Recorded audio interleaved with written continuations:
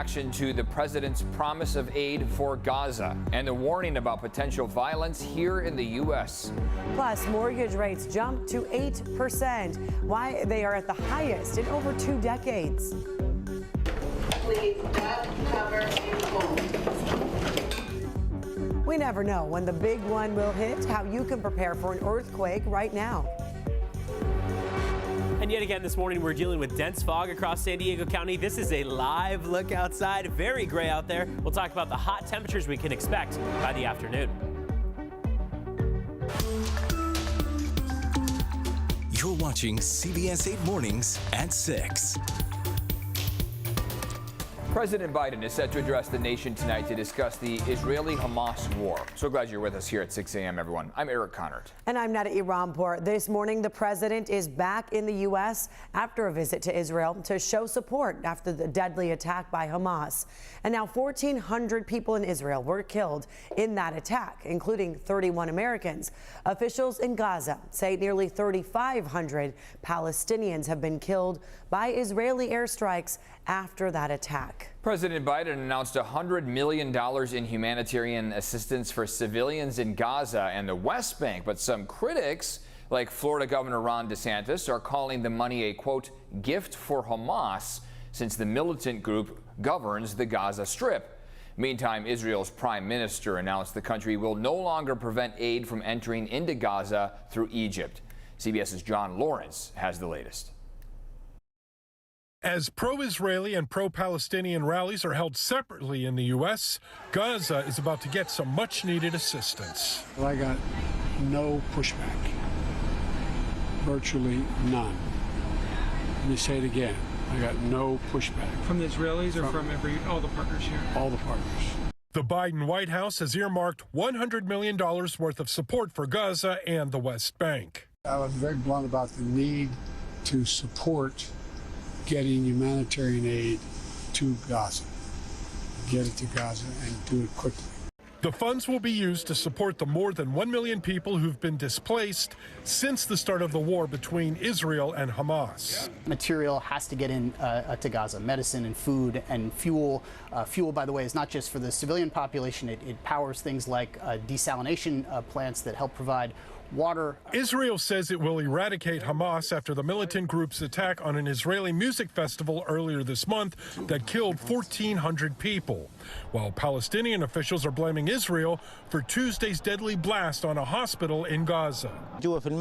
I went into the building and suddenly heard strikes. Many of my friends were killed.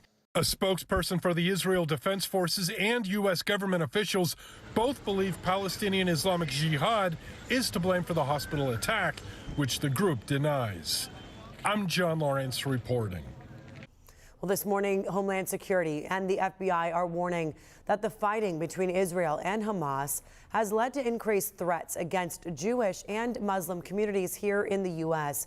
They are warning law enforcement to be on alert. Coming up here in just a few minutes, we will verify if Hamas actually set up training camps across the Mexican border. And now here in San Diego, people showed their support for Israelis and for Palestinians in 2 separate events. You're looking at them here. The Jewish community held a car rally in Mira Mesa, while a vigil was held in Balboa Park for those in Gaza last night. We're here to show support and, most importantly, raise awareness that there are almost 200 people that are kidnapped, including 14 Americans and international citizens. This is our way to give voice to over 200 people that were kidnapped and lost their voice. We're gathered here tonight, one, to honor over 500 Palestinians in Gaza who were murdered by the bombing of the hospital. And over the last 9 days, we've seen over 4,000 Palestinians killed, with over 1,000 of those being children. Now, both sides agree to keep doing what they can here at home to draw awareness. This morning, a man is now in custody accused of a fatal shooting in Chula Vista. Police say 20-year-old Kai Espinoza shot 2 people in a Jeep, killing one of them. It happened at the Brentwood Park mobile home community on Tuesday night. Officers say the victims flagged them down at the intersection of Broadway and Palomar Street. One victim was a 17-year-old boy, the other a 21-year-old man who died from his injuries. Investigators identified the suspect as Espinoza, who lives in the mobile home community. He turned himself in yesterday afternoon.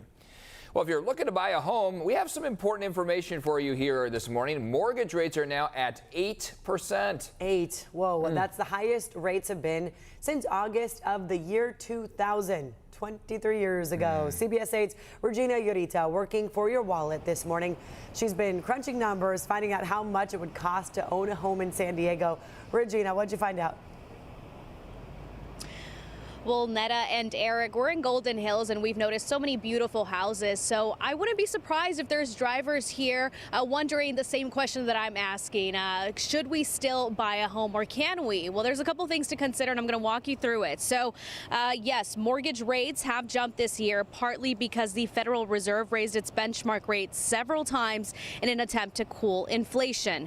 Economists say higher borrowing costs paired with elevated prices have also made home buying unaffordable for a large portion of buyers.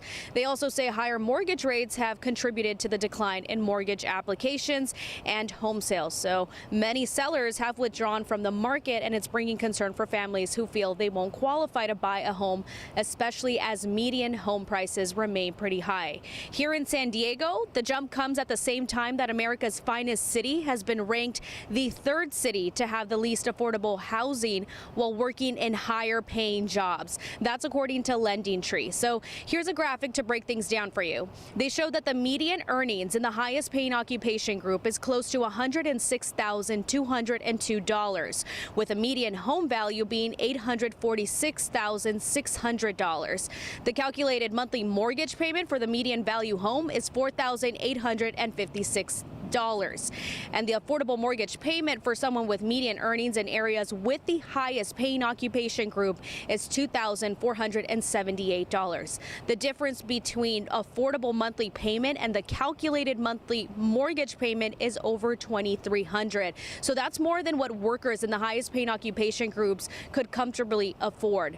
In their study, Lending Tree calculated affordable mortgage payments based on the 28% rule.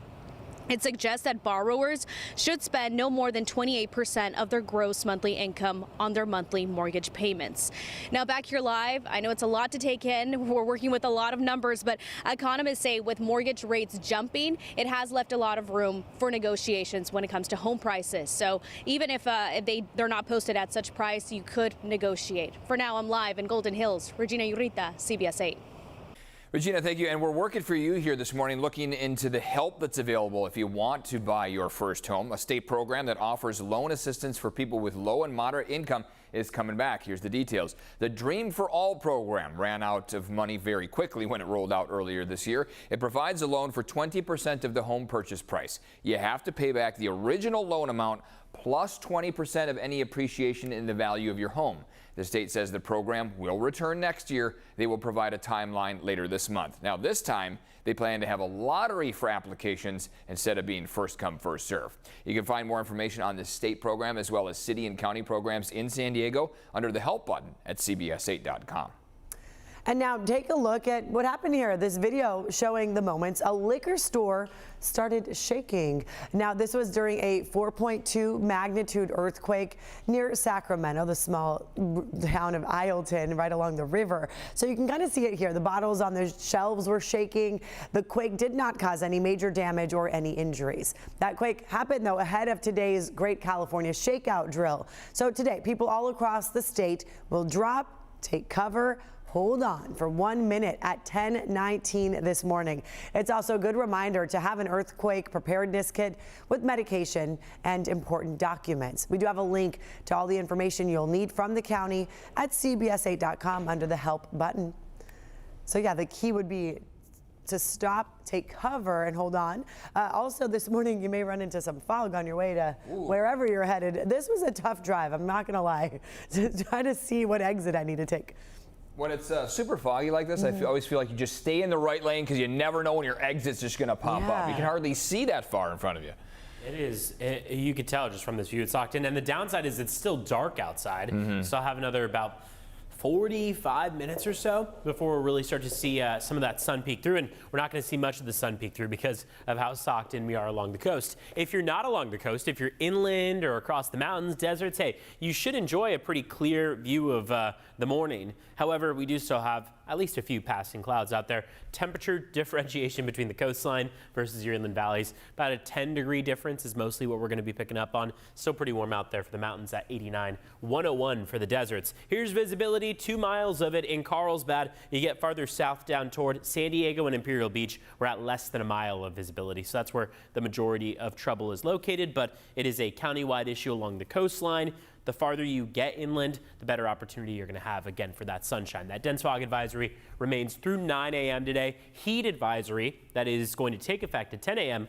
lasts only through 8 p.m., so it's exclusive to today. Tomorrow is going to be another hot day out there. Good opportunity that tomorrow we'll either see that heat advisory reissued or just extended at one point during the day today. Wider look of Southern California shows this is an issue we are all seeing. The gray, the orange, that is dense fog and heat. So dense fog for the morning, heat by the afternoon. Live look from Mount Soledad, you can make out those clouds hugging the ground. Let's take a look at your border wait times outside. 6:11 on the clock right now at the San Ysidro port of entry.